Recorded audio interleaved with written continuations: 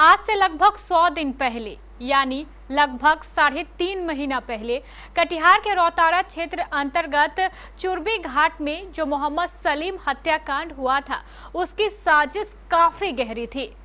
शातिर अपराधियों ने इस हत्याकांड को अंजाम देने के लिए जो साजिश रची थी, उसे भेद पाना अगर असंभव नहीं था तो काफी कठिन जरूर था। कटिहार पुलिस ने इस चुनौती को बखूबी स्वीकार कर लिया। इसके लिए पुलिस अधीक्षक जितेंद्र कुमार ने एसडीपीओ ओम प्रकाश के नेतृत्व में एक विशेष टीम का गठन किया। इस साजिश को भेद पाना पुलिस के लिए इतना आसान नहीं था, लेकिन पुलिस अधीक्षक जितेंद्र कुमार द्वारा गठित इस विशेष टीम ने इस चुनौती को बखूबी स्वीकार करते हुए इसके उद्भेदन में दिन रात एक कर दिया। पहले आइए हम आपको बताते हैं इस घटना के बारे में, फिर से थोड़ी जानकारी दे देते हैं। यह हत्याकांड 28 अप्रैल 2023 का है, जब रौतारा थाना क्षेत्र अंतर्गत मुढ़ैया रमना चौक पर अवस्थित हार्डवेयर की दुकान में सो रहे मोहम्मद सलीम की कुछ अज्ञात अपराधियों द्वारा चाकू से गोद कर हत्या कर दी गई थी। सगे भाइयों द्वारा दिए गए बयान में पुलिस को यह बताया गया था कि कुछ अज्ञात अपराधी पीछे से सीढ़ी चढ़कर दुकान में घुसे और मेरे भाई मोहम्मद सलीम की हत्या कर दी। अब पुलिस को इस मामले का उद्भेदन करना था। पुलिस अधीक्षक जितेंद्र कुमार के अनुसार भी ये काफी कठिन चुनौती थी, लेकिन पुलिस की लगातार मेहनत ने रंग दिखाया और घटना के ठीक 100वें दिन इस रहस्य पर से पर्दा उठ गया।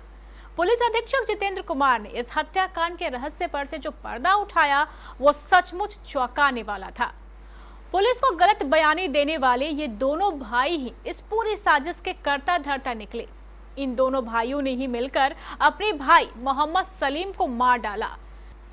पुलिस अधीक्षक ने यह भी बताया कि जांच में यह भी सामने आया है कि इस हत्या की साजिश की जानकारी उनके पिता को भी नहीं थी, लेकिन बाद में उन्हें इसका आभास होने लगा।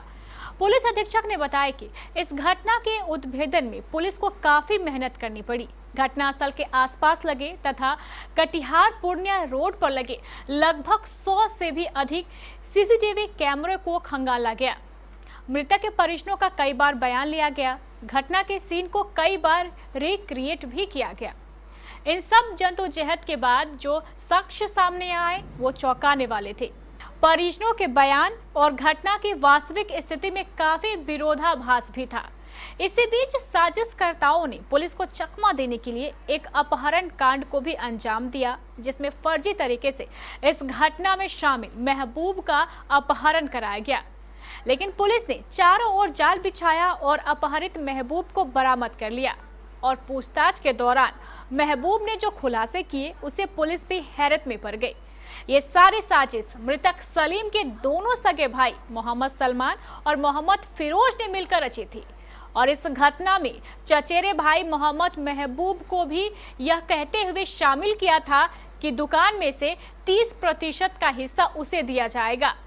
मोहम्मद महबूब को तो पुलिस ने पहले ही गिरफ्तार कर लिया था। आज एक और आरोपी मोहम्मद फिरोज को भी गिरफ्तार कर लिया गया। पुलिस की इस सफलता की आज चारों ओर चर्चा हो रही है। आइए सुनते हैं इस पूरे घटनाक्रम को लेकर पुलिस अधीक्षक जितेंद्र कुमार का क्या कहना है। 27 अप्रैल को रौतारा थाना अंतर्गत विनोदपुर के वर्तमान मुखिया, उनके बेटे की देर रात्रि जो है चाकू से गोद कर बहुत बुरी तरह उनका जो दुकान का कॉम्प्लेक्स है उसमें कर दी जाती है। सूचना मिलने पर जो है सभी लोग, वरीय पदाधिकारी, मैं खुद भी गया था, एफएसएल की टीम भी गई और जो प्रथम दृष्टिया वहाँ पर जो दिख रहा था कि जो बातें उन लोगों के द्वारा बताई जा रही थी वो कहीं ना कहीं जो है वो कॉन्ट्राडिक्ट कर रही थी, संदेह के घेरे में थी और उनका बयान कई बार चेंज हुआ।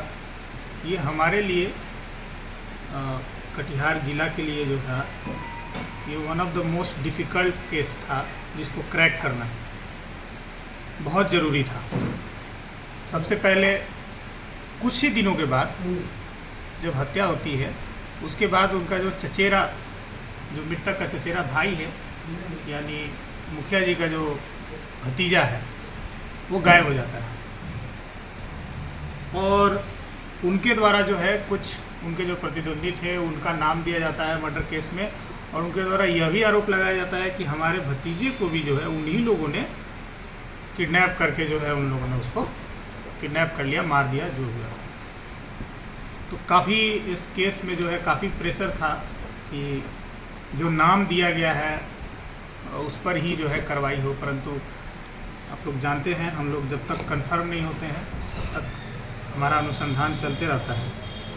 अब इसमें जो है हम लोगों ने जो वो मृतक का जो चचेरा भाई था उसको हम लोगों ने बरामद करने में सफलता हासिल की, महबूब को। उसके बाद जो है जैसा कि वहाँ सीसीटीवी कैमरा था पेट्रोल पंप के पास, उसमें हम लोगों को कुछ अहम सुराग मिले थे।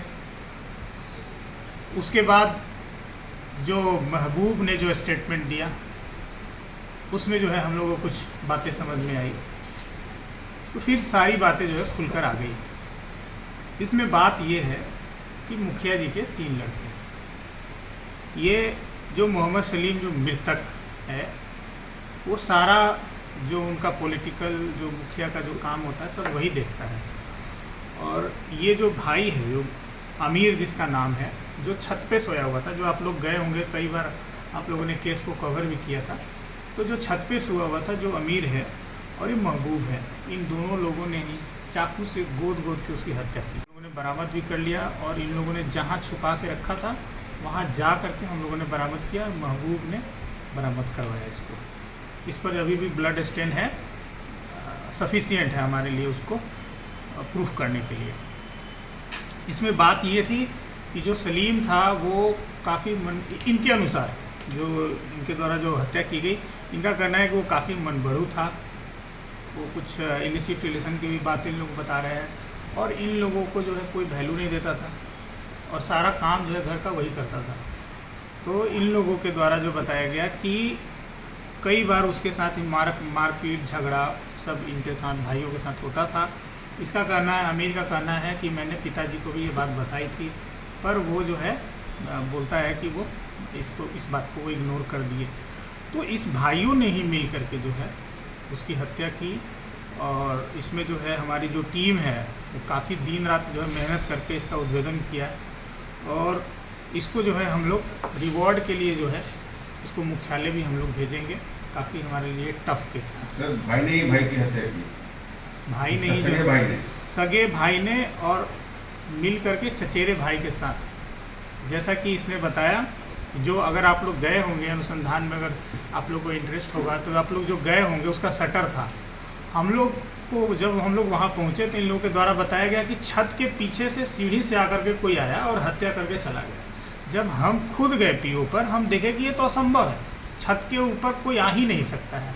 जो बांस की सीढ़ी थी वो बहुत नीचे थी, कोई नहीं जा सकता। फिर इन लोगों ने क्या स्टोरी बदला कि हो सकता है शटर खोल के आया हो। तो ये जो कहानी बनी है कि महबूब ने लाइट ऑफ किया था, जो कि सीसीटीवी में दिख रहा है। अगर जितने लोग बचाने की कोशिश कर रहे थे, इनको पता नहीं था, इनको पता नहीं था शुरू में, बाद में इनको शक होने लगा और फिर ये फाइनली जो है इनको समझ में आ गया कि ये जो है इन्हीं के घर का ही जो है सारा खेल था। हाँ, इनका अपना पैसे का विवाद है, आपस का जो है वैमनस्यता है और वो कुछ इलिसिट रिलेशन का भी बात है।